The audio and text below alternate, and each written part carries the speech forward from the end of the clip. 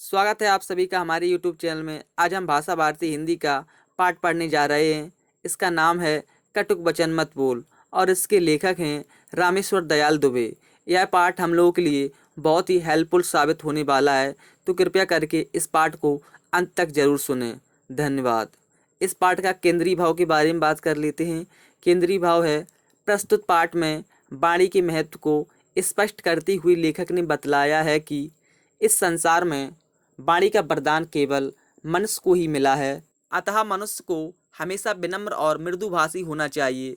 जो विनम्र होता है वह दीर्घायु होता है। कड़वी बात लोगों के दिलों में चुभ जाती है, उससे बड़े बड़े अनर्थ हो जाते हैं।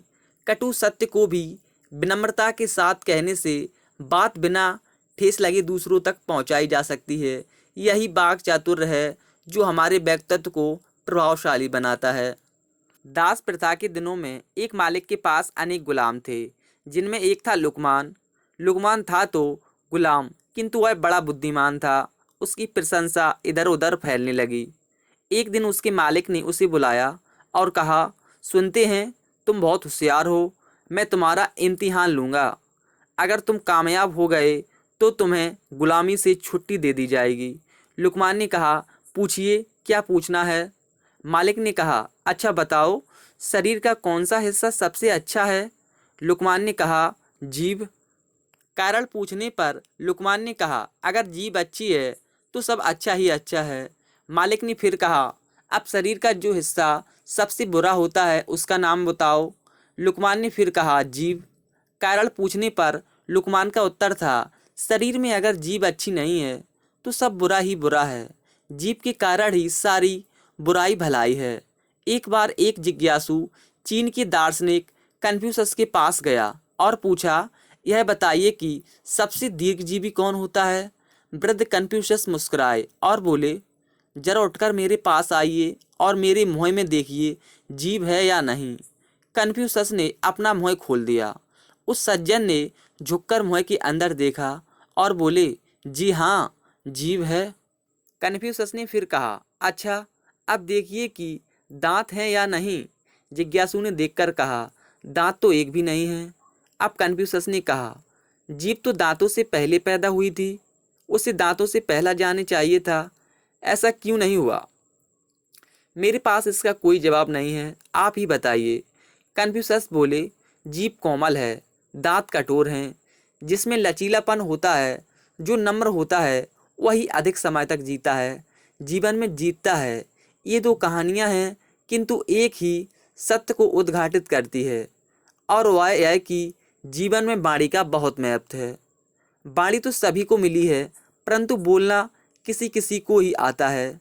बोलते तो सभी हैं, किंतु क्या बोलें, कैसे शब्द बोलें, कब बोलें, इस कला को बहुत कम लोग जानते हैं। एक बात से प्रेम झरता है, दूसरी बात से झगड़ा होता है। कड़वी बात ने संसार में जाने कितने झगड़े पैदा किए हैं। जीभ ने तो दुनिया में बहुत बड़े बड़े कहर ढाए हैं। जीभ होती तो 3 इंच की ही है, पर वह 6 फुट आदमी के मार सकती है। कहा गया है कि बातन हाथी पाइए, बातन हाथी पाओ। संसार के सभी प्राणियों में वाणी का वरदान मात्र मानव को मिला है। उसके सदुपयोग से स्वर्ग पृथ्वी पर उतर सकता है और उसके दुरुपयोग से भी स्वर्ग नरक में परिणत हो सकता है। महाभारत युद्ध वाणी के प्रयोग का ही परिणाम था। सदा से यह कहा जाता रहा है कि किसी का काम हृदय, अपनी कटु वाणी से दुखी मत करो। मधुर वचन है औषधि, कटुक वचन है तीर। श्रवण मार्ग होई संचरय, वेद सकल शरीर।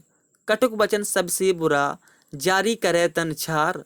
साधु वचन जल रूप हैं, बरसय अमृत धार।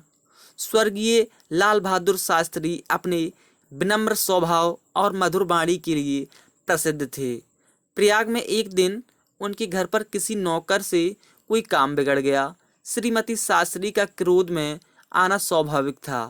उन्होंने नौकर को बहुत डांटा और उसके साथ सख्ती से पेश आई। शास्त्री जी भोजन कर रहे थे। उन्होंने अपनी पत्नी से कहा, अपनी जबान क्यों खराब कर रही हो। लो इस बात पर एक शेर सुनो। कुदरत को नापसंद है शक्ति जबान में, इसलिए तो दी नहीं हड्डी जबान में। और फिर मुस्कुराते हुए शास्त्री जी ने आगे कहा, जब एक शेर सुना है तो दूसरा शेर भी सुनो। जो बात कहो साफ हो, सुथरी हो, भली हो, कड़वी ना हो, खट्टी ना हो, मिश्री की डली हो। कहना ना होगा, इन शेरों को सुनकर श्रीमती शास्त्री के क्रोध का पारा बहुत नीचे उतर गया था। यह बात स्वीकार करनी पड़ेगी कि सभी बातें ऐसी नहीं हो सकती जो दूसरे को प्रिय ही लगें। सत्य कभी कभी कड़वा भी होता है, कुछ अप्रिय बातें कहनी ही पड़ती हैं, किंतु ऐसे अवसर पर होना यह चाहिए कि बात भी कह दी जाए और उसमें वह कड़वाहट भी न आने पाए जो दूसरे के हृदय को विदीर्ण कर दे। जरूरी नहीं है कि जीभ की कमान से सदा वचनों के बाण ही छोड़े जाएं। वाक चातुर्य से कटु सत्य को प्रिय और मधुर बनाया जा सकता है। किसी राजा ने स्वप्न देखा कि उसके सारे दांत टूट गए हैं। ज्योतिषियों से फल पूछा गया तो एक ने कहा, राजन, आप पर तो संकट आने वाला है। आपके सब संबंधी और प्रियजन आपके सामने ही एक एक कर मर जाएंगे। दूसरे ज्योतिषी ने कहा, आप अपने सारे संबंधियों और प्रियजनों से अधिक काल तक संसार का सुख ऐश्वर्य भोगेंगे। दोनों कथनों का सत्य एक ही है, किंतु पहले ज्योतिषी को कारावास मिला और दूसरे को पुरस्कार। एक बार बुलबुल ने सुबह सुबह ताजे खिले फूल से कहा, अभिमानी फूल, इतराओ मत, इस बाग में तुम्हारे जैसे बहुत फूल खिल चुके हैं। फूल ने हंसकर कहा, मैं सच्ची बात पर नाराज नहीं होता, पर एक बात है कि कोई भी अपने प्रिय से कड़वी बात नहीं कहता। अब तो आप समझ ही गए होंगे कि यदि आपकी बाणी कठोर है, तीखी है, कर्कश है तो उसे सुधारिए, मीठी बनाइए, नहीं तो लोकप्रिय व्यक्तित्व का सपना अधूरा ही रह जाएगा। उम्मीद करता हूँ आपको यह पाठ पसंद आया होगा।